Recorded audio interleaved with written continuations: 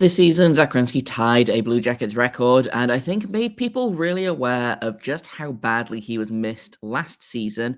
We're going to talk about all of that on today's Locked On Blue Jackets.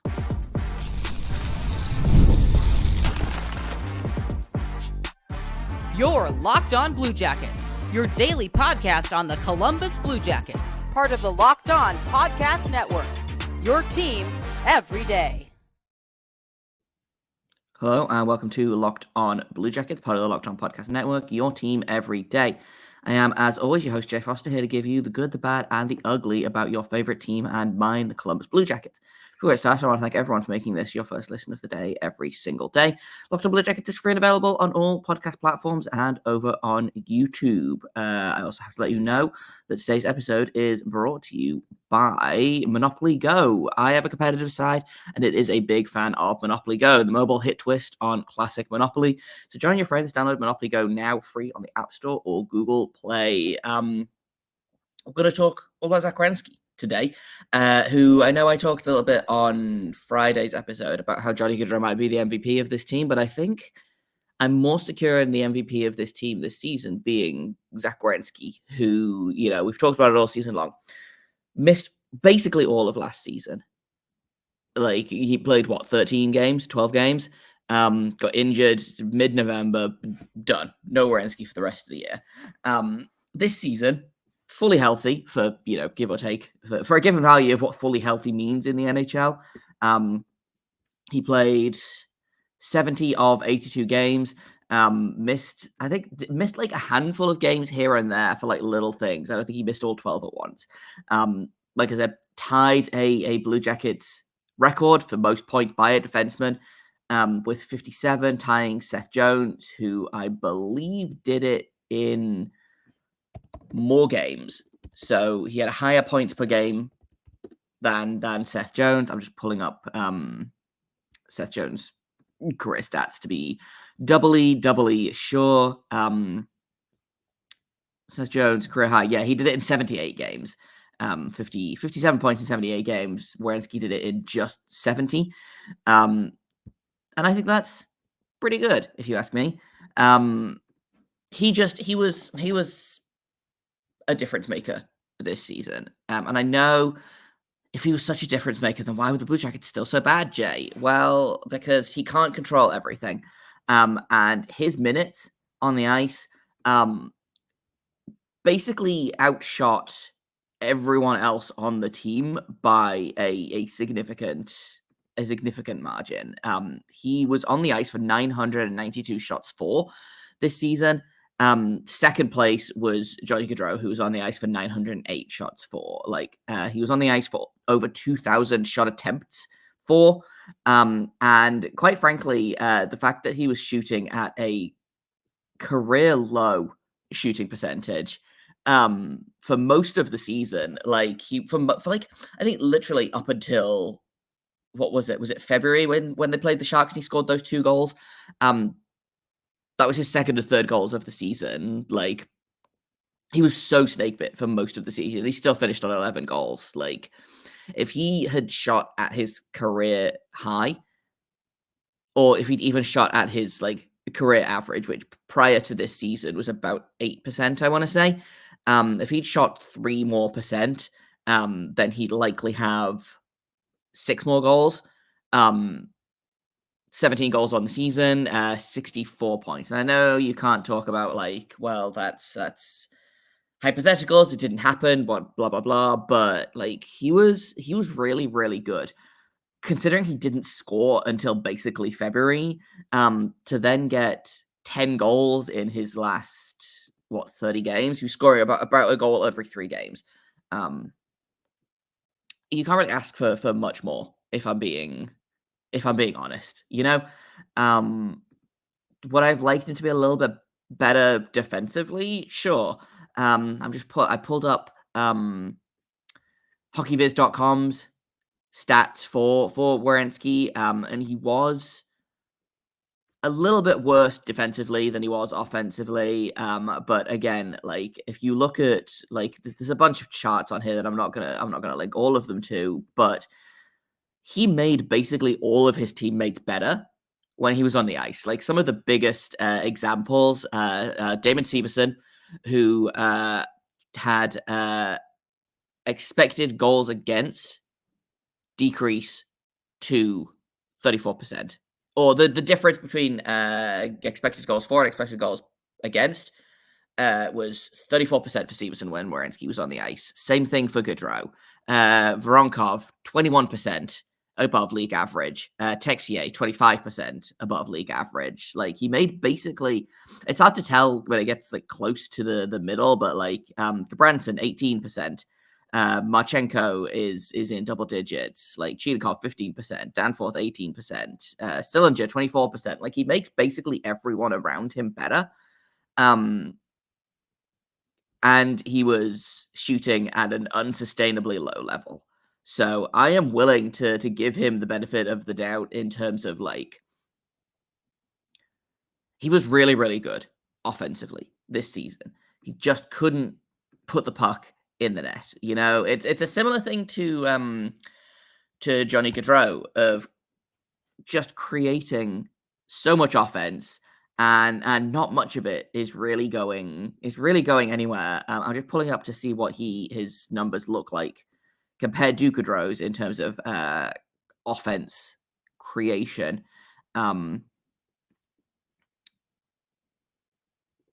Zach Werenski had an expected goals of 13.9 and actually scored 11 goals. Gaudreau expected goals of 17 and 12. So, like, he didn't create as much as Johnny Gaudreau, but he scored almost as much. In terms of, like, the actual offense creation, I'm just pulling that up now. He was about half an expected goal per 60.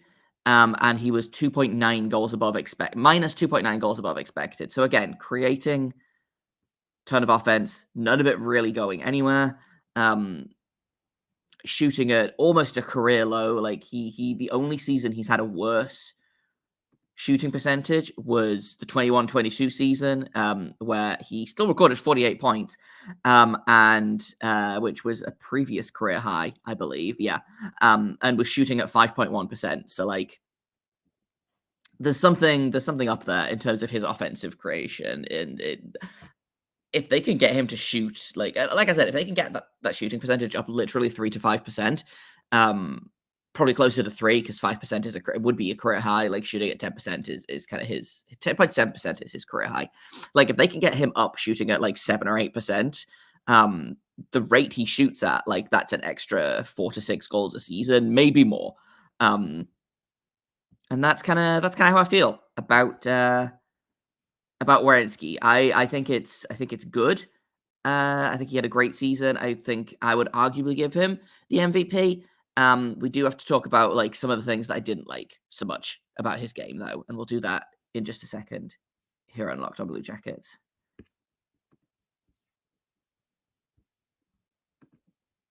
First, I'm going to tell you about Monopoly Go. I know, you're saying we've already talked about this game. You're bored of hearing about this game, but there's just so much good stuff in the game. Like, you can team up with your friends or you can fight against them.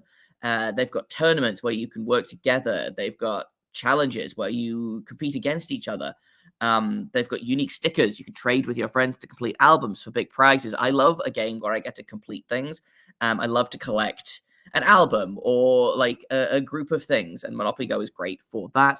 They've got cool new playing pieces to travel the boards with. They've got emojis for taunting friends when you smash their buildings or heist their vaults. It feels new and exciting every day with constantly changing tournaments and challenges. They've got unique mini games like digging for treasure or a robot pachinko machine. And there's always new timed events that are going to help you win big, like massive multipliers for everything you win or rent frenzies. There's always something fun to discover in Monopoly Go, so get off the bench and go download it now, free on the Google Play or App Store. Game on.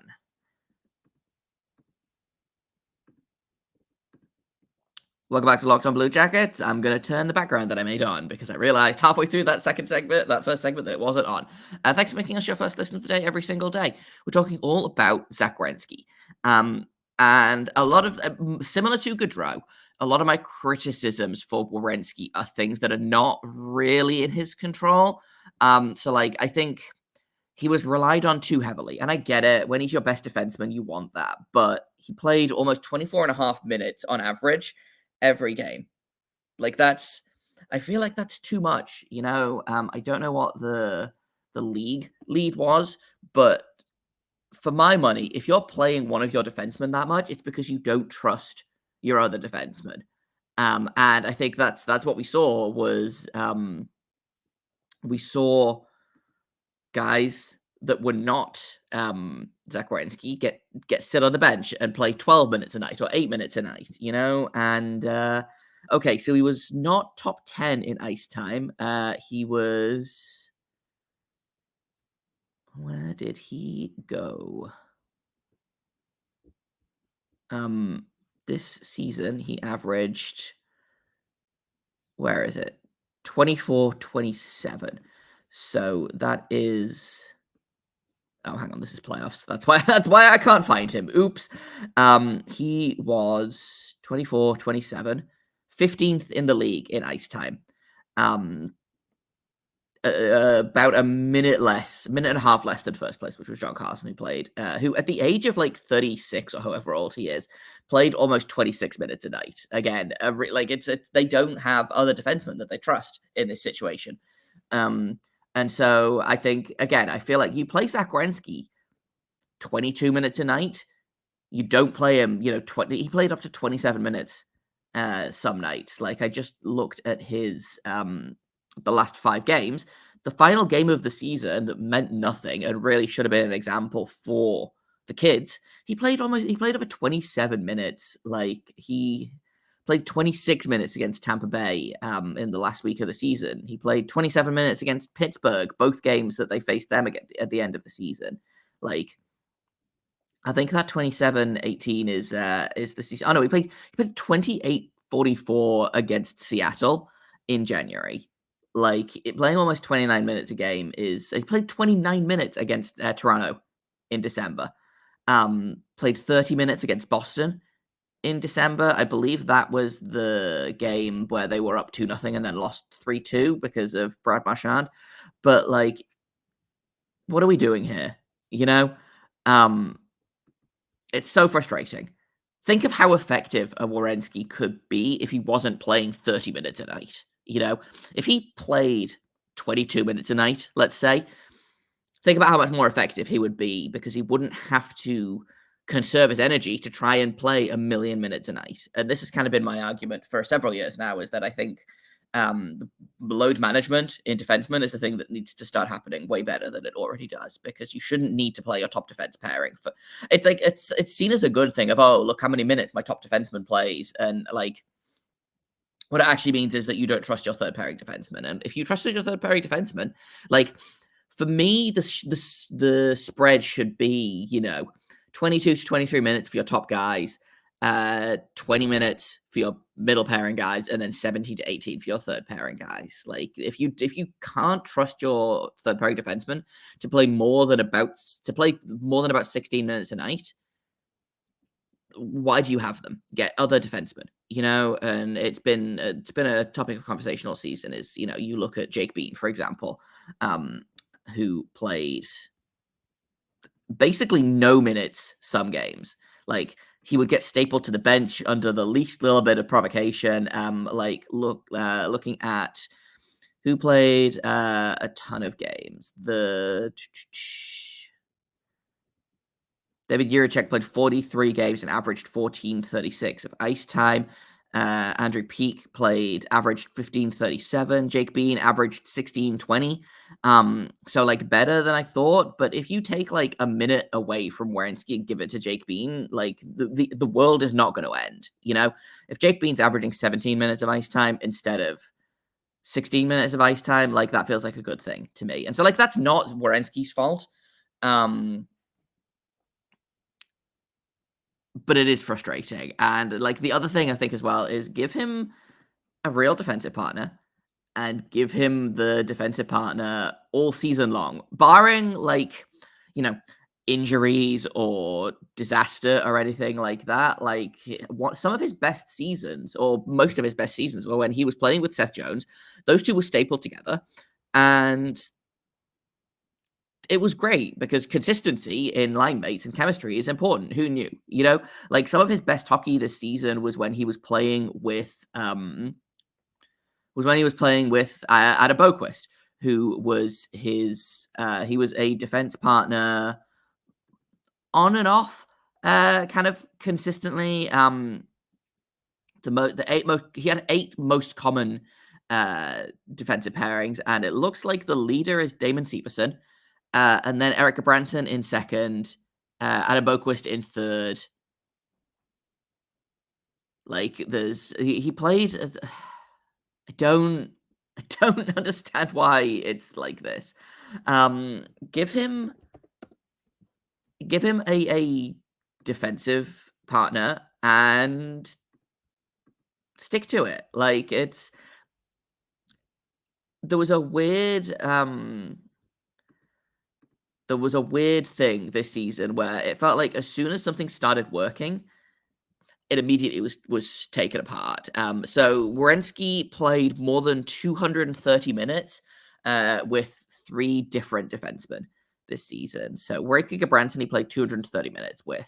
Werenski Boquist, he played 333 minutes with. Werenski Severson played 456 minutes. Like, when you flip to like the entire league and you look at like players that played the most together and players that had the most success together, like Matthias Ekholm and Evan Bouchard in Edmonton is a really great example. They played almost 1,200 minutes together. Jacob Slavin, Brent Burns, they played about the same. Nick Leddy and Colin Parayko played almost 1,300 minutes together. Like, the highest number of defensive minutes that were played together for this team is, I believe, come on, if I could pull it up and it loads, that would be nice. Okay, apparently none. Defensive pairs only, regular season. Severson, Gabranson, nope. Yeah, Eric Bean and Eric Bean, no. Jake Bean and Eric Branson played almost 600 minutes together, and that is the most paired together defenseman. It's the same thing that we saw last season, where the most played trio was Corrali, Olivier, and Eric Robinson. How is that your most consistent line? That's your 4th line. How is it your most consistent? How is your 3rd pairing defenseman your most consistent pairing? Like, it baffles me. I don't get it. And so, like, was Zach Werenski, did he have a great defensive season? No, not really. He was good at even strength. He was fine on power play. Defensively, at even strength, he was a little bit shaky. In the penalty kill, I thought, actually, he was fine, I thought. He didn't play a ton of PK time, which really surprised me. But when he was there, it was, like I said, it was fine. As opposed to, some other players that played a ton of penalty kill minutes, and it was very much not fine, Just pulling up natural stat trick now. Like, Ivan Provorov was on the ice for 38 goals against in the penalty kill. Eric Branson, 36. Zach Werenski, only 11. And he was on the ice for 2 short-handed goals for. Like, this weird thing that Provorov and Gabranson is your go-to penalty kill pairing. Like, and this is not an episode about Provorov and Gabranson, so like we'll not get too into it. But like, Zach Werenski was pretty good on the penalty kill, and for some reason just didn't get as much time. He was the 3rd most played defenseman at 94 minutes. First and second play, I believe. Anyway, first and second place were Eric Branson at 233 and Ivan Provorov at 231. I don't know why I want to keep calling everyone Eric today. So, like, Zach Werenski could be better defensively, but I also feel like he wasn't given a ton of chances to be defensively minded because they basically just threw him out there in offensive situations and left the defending to 2 defensemen who aren't great in their own end. Branson improved this season, I thought, but Provorov, I thought, was kind of a disaster in his own end. I think Werenski can be a great 2-way defenseman. Obviously, he's more offensively minded, than the average defenseman, but I think he still could be a really good two-way defenseman in this league. And he's still, not massively old. He's I think 26, I want to say. I should know this off the top of my head, but I don't. So, my point is, coaching needs to utilize Werenski better next season, and you're going to get an even better Zach Werenski. Let's talk a little bit about who his defensive partner should be next season. Coming up in just a second here on Locked On Blue Jackets. First, I'm going to tell you about FanDuel. It's playoff time in the NBA and the NHL. Baseball is in full swing. FanDuel is your place to bet on every single game. Right now, new customers are going to get $150 in bonus bets, guaranteed. It's $150 win or lose. So you can bet on everything from slap shots to home runs to slam dunks, all on an app that is safe, secure, and easy to use. I have been kind of keeping an eye on the odds for reverse sweeps, which I think is funny. So if you want to maybe make a lot of money, but is a really low chance of doing that, like betting on Toronto to win tonight might be the funniest bet you could make, if nothing else. What are you waiting for? Visit FanDuel.com/lockedon. Make your first bet an automatic win.